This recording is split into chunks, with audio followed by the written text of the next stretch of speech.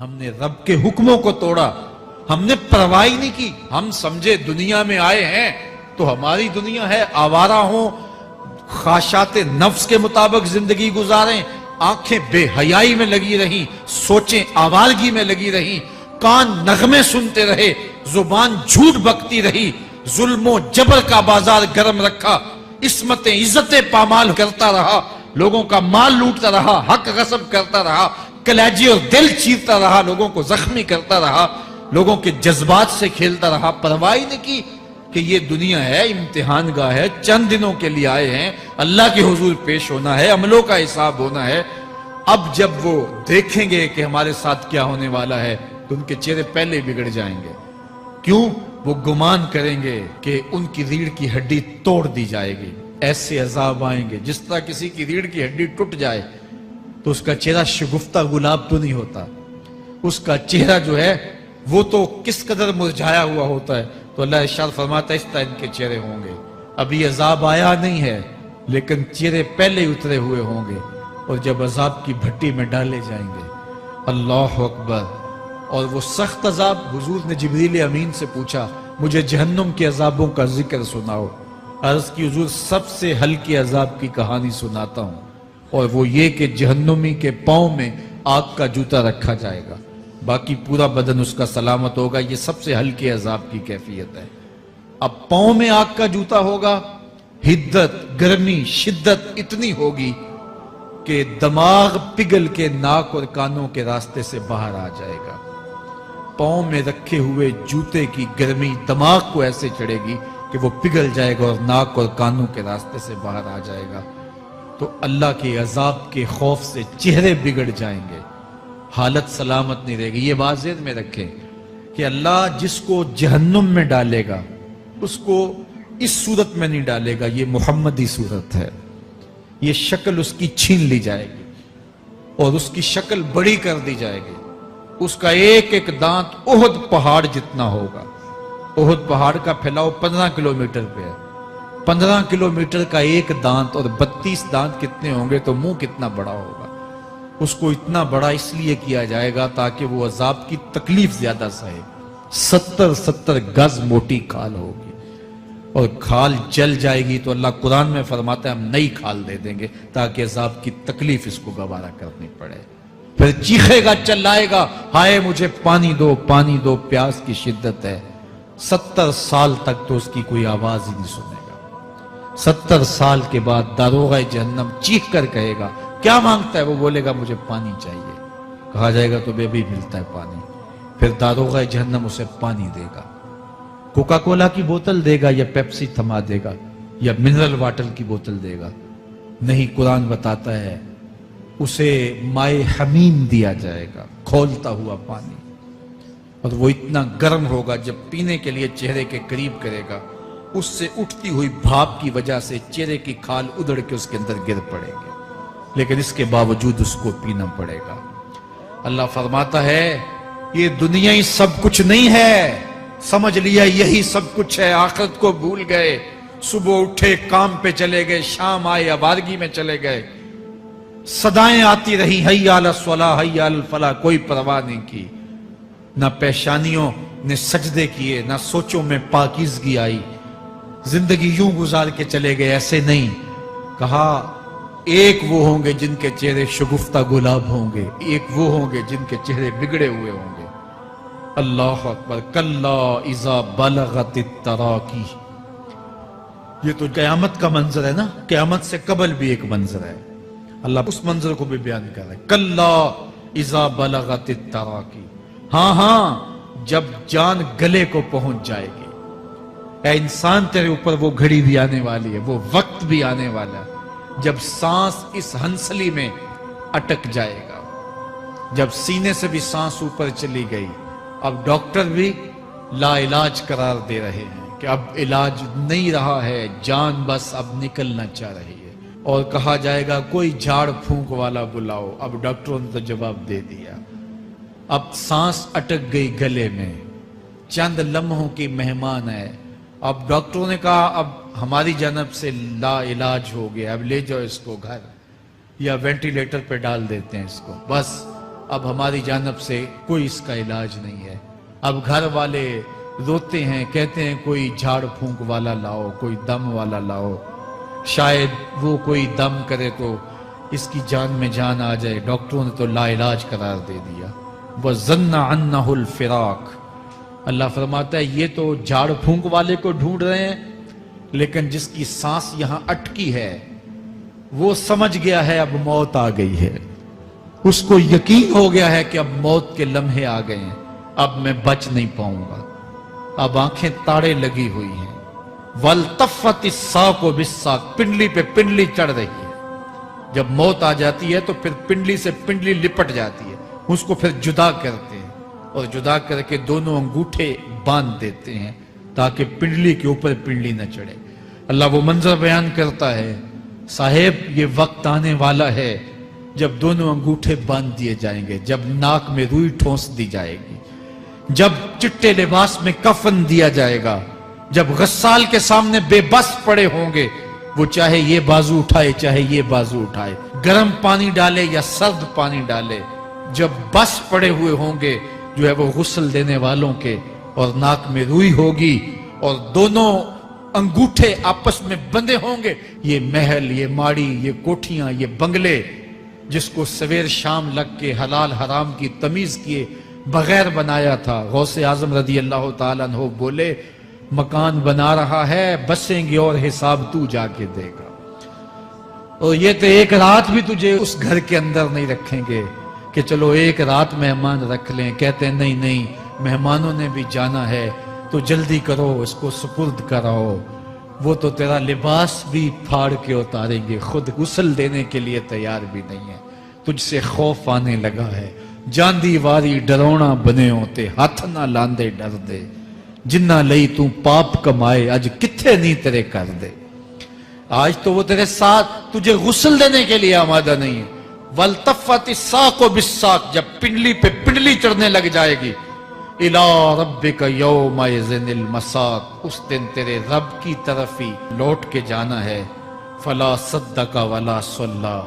اس نے نہ تو سچ مانا اور نہ نماز پڑھی. وَلَٰكِنْ كَذَّبَ وَتَوَلَّىٰ. ہاں جھٹلایا اور منہ پھیر کے چل پڑا. ثُمَّ ذَهَبَ إِلَىٰ أَهْلِهِ يَتَمَطَّىٰ. پھر اپنے گھر کو اکڑتا ہوا چلا. اولا لَكَ فَأَوْلَىٰ ثُمَّ أَوْلَىٰ لَكَ فَأَوْلَىٰ. تیری خرابی آ پہنچی, ہاں تیری خرابی آ پہنچی. اَيَحْسَبُ الْإِنسَانُ أَن يُتْرَكَ سُدًى. انسان دنیا میں یہ گمان کرتا ہے اس کو سدا چھوڑ دیا جائے گا. سدا عربی میں ایسے اونٹ کو کہتے ہیں جس کی مہار کسی کے ہاتھ میں نہ ہو. شترے بے مہار, جہاں مرضی جس گھاٹ سے چاہے پانی پیے, جہاں سے مرضی چارہ لے, تو شترے بے مہار کو کہتے ہیں سدا. تو یہ انسان بھی گمان کرتا ہے کہ میں بھی سدا ہوں, مجھے کوئی کیوں پوچھے, میرے جذبات پہ کوئی کیوں قدغن لگائے, مجھے کیوں روکے کوئی. بالخصوص جوانی کے ایام کے اندر جوان کو بڑا ہوتا ہے کہ کوئی مجھے کیوں, وہ تو ماں باپ کے کہنے میں بھی نہیں آنا چاہتا. وہ کہتا ہے کیوں مجھے روکتے ہیں, میری جوانی ہے, میرے جذبات ہیں, مجھے آزادی سے جینے دو, کیوں میرے راستے میں رکاوٹ بنتے ہو, میں سدا ہوں. اللہ فرماتا ہے نہیں, ایک اونٹ تو سدا ہو سکتا ہے جس کو میں نے اشرف المخلوقات بنایا ہے, اس کو تو سدا نہیں چھوڑوں گا, اس کو تو پابند بناؤں گا حکام کا. اب وہ کہتا ہے کہ نہیں نہیں, یہ کیسے دوبارہ اٹھائے جائیں گے. اب دوبارہ وہی بات پھر آ گئی. الم یک نطفۃ من منی یمنا. اللہ فرماتا ہے ایک بوند تھی نا, پانی کا ایک قطرہ تھا جو رحم مادر میں رکھا گیا. ثم کان علقہ, پھر وہ پانی کا قطرہ لوتھڑا بنا. فخلق فسویٰ, پھر اللہ نے اسے پیدا فرمایا اور پھر ٹھیک ہموار کیا. فجعل منہ الزوجین الذکر والانثیٰ, پھر اس سے وہ جوڑ بنائے, کوئی مرد بنایا کوئی عورت بنائی. کہا اب غور کر, اب تیری آنکھیں دیکھتی ہیں, بجلیاں چمکتی ہیں, تیری زبان کا طوطی بولتا ہے, لوگ اشش کرتے ہیں تیری گفتگو پہ, تیری گفتار پہ صدقے جاتے ہیں, تیرے لہجے کے جمال کو دیکھتے ہیں, تیرے سینے کا زور, تیرے پنجوں کی طاقت, تیری دماغ کی تیزیاں اور تیری سوچوں کے اجالے, تیری زوردار ٹانگیں, تیرے کڑیل بازو اور تیری چوڑی چھاتی, اور تیرے گلاب کی پتیوں جیسے ہونٹ، اے انسان یہ سب کچھ کہاں تراشا گیا؟ ماں کے رحم میں، اس تاریکی میں جو 3 پردوں میں تھی، تیرا سر تیرے گھٹنوں میں تھا، اور تیرے رب نے وہاں تیرے اندر نسوانیت یا رجولیت کی صلاحیتیں پیدا کی، تیری آنکھوں میں چمک پیدا کی، تیرے کانوں میں نغمے بکھیرے، تیری زبان کے پٹھوں پہ قوت ذائقہ رکھی، تجھے بولنے کی صلاحیت دی، تیرے پنجوں میں زور رکھا۔ آج تو مفتی شہر ہے، آج تو علامۃ الدہر ہے، آج تو قاضی القضات ہے، آج تو منسٹر ہے، آج تو وزیر اعظم ہے، آج تو پہلوان ہے، آج تو شہزادہ ہے، آج تو بادشاہ ہے، آج تو زوراور ہے، آج تیری طاقت کے کیا کہنے؟ آج شیروں کو تو نچا لیتا ہے، ہاتھیوں کو تو بٹھا لیتا ہے، آج تو بڑا زوراور گھڑ سوار ہے، آج تیری طاقت کے کیا کہنے؟ تو کشتی کرتا ہے، زمانہ دیکھنے آتا ہے، آج تیری طاقت کے شوہرے ہیں، تیری عظمت کے تنتنے ہیں، لیکن انسان تو ایک ناپاک قطرہ تھا اور رحم مادر میں تھا۔ تیرے اندر یہ رنگ کس نے بھرے؟ تیرے کانوں میں نغمے کس نے رکھے؟ تجھے دماغ کی قوتیں کس نے دی؟ زبان کو بولنا کس نے سکھایا؟ آنکھوں میں توانائیاں کس نے رکھی؟ تیری زبان کا طوطی بولتا ہے، یہ سلیقے کس نے دیے؟ پھر اللہ فرمایا، کتنا زوردار بیان ہے، الیس ذالک بقادر علی ان یحیی الموتى، جو ماں کے پیٹ میں ایک نطفے کو ایک خوبصورت انسان بنا سکتا ہے، ہڈیوں کو جوڑ کے دوبارہ انسان نہیں بنا سکتا؟ کیا وہ دوبارہ تجھے کھڑا نہیں کر سکتا اپنے سامنے پیش ہونے کے لیے، جس کے حکموں کو تو نے توڑا ہے، جس کے فرامین کا تو نے مذاق اڑایا ہے؟ کیا وہ اتنا ہی بے بس ہے کہ اپنے حضور تجھے جو ہے وہ کھڑا ہی نہیں کر سکتا ہے؟ جس رب نے تجھے ماں کے شکم میں شکل دی، حضرت شیخ فرید الدین عطار بولتے ہیں، سانے کستی سلاتی می شود، ایسا کاریگر ہے مٹی سے بادشاہ بنا ڈالتا ہے۔ اس نے مٹی سے دارا و سکندر بنائے، اس نے مٹی سے جو ہے وہ رستم و سہراب بنائے، اس نے مٹی سے کیا کیا بنا دیا جو مٹی سے بادشاہ بنا سکتا ہے، جو نطفہ رحم مادر سے جو ہے وہ شکل اور صورت اور رنگ اور جمال بنا دیتا ہے۔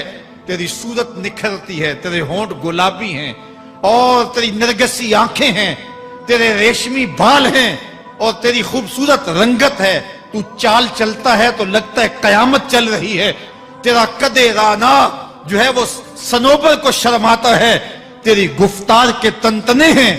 جس نے اتنی خوبصورت شکل ماں کے رحم میں بنائی، کیا وہ ہڈیوں کو جوڑ کے دوبارہ انسان نہیں بنا سکتا؟ وہ دوبارہ انسان بنائے گا اور پھر تجھے اپنے حضور کھڑا کرے گا۔ اور ایک حدیث میں آتا ہے، اللہ بندے کو اپنے حضور کھڑا کرنے کے بعد اپنے سامنے سے ہٹنے نہیں دے گا جب تک 5 سوال نہیں پوچھ لے گا۔ ان عمرہ ہی فیما افنا ہو، اس کی عمر کے بارے میں پوچھے گا، کہاں ضائع کی؟ میں نے تجھے زندگی دی، 60 سال 70 سال 40 سال 50 سال، اس زندگی کو کہاں گزار کے آیا ہے؟ ان شباب ہی فیما ابلا ہو، اس کی جوانی کے بارے میں پوچھا جائے گا، جوانی کہاں گزار کے آیا ہے؟ مجنوں تو نہیں بنا رہا، خواہشات کا اسیر تو نہیں ہو گیا، دیوانوں کی طرح زندگی تو نہیں گزار کے آ گیا؟